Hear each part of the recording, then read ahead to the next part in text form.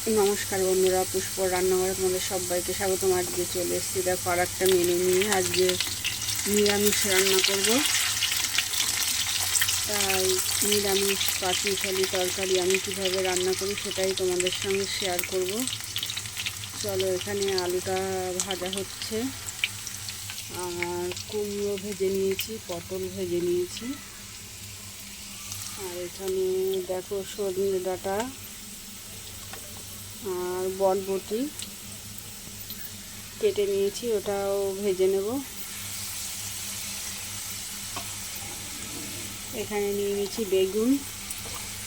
চলো আলুটা এবার তুলে নিয়ে তারপর বেগুনটা ভেজে নেব।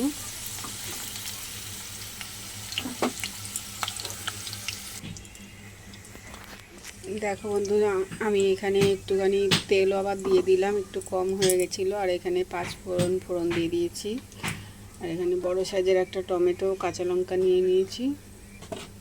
চলো এবার এক এক ফোড়নটা একটু হয়ে নিই।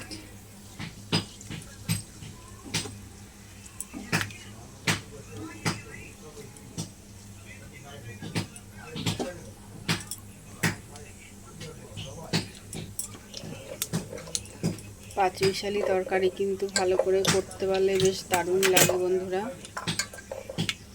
চলো এবার ফোড়নটা আমার হয়ে গেছে।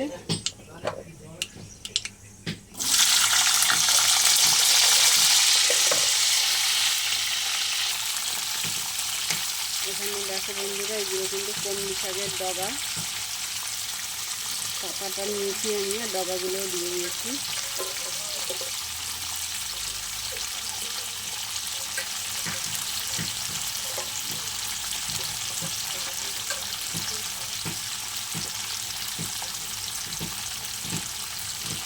টমেটোটাও দিয়ে দিই।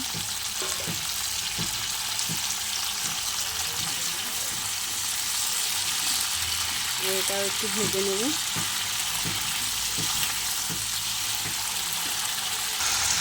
দেখো বন্ধুরা, এই সবজিটাও বেশ ভালোভাবে ভাজা হয়ে গেছে। এখন পুরোপুরি সবজিগুলো সব দিয়ে দেবো। তারপরে আমি দিয়ে দেবো একটু লবণ, হলুদ। দেখো লবণ আর হলুদ নিয়ে নিয়েছি, আর ভালো করে মিশিয়ে নেব। চলো গ্যাসটা লো করে ঢাকা দিয়ে দিয়ে ভাজবো। দেখো বন্ধুরা, আমার পাঁচমিশালি তরকারি একদম রেডি। তোমাদের যদি ভালো লাগে তোমরা লাইক করো, কমেন্ট করো, শেয়ার করো। আর দিয়ে মতো রাখুন, টাটা।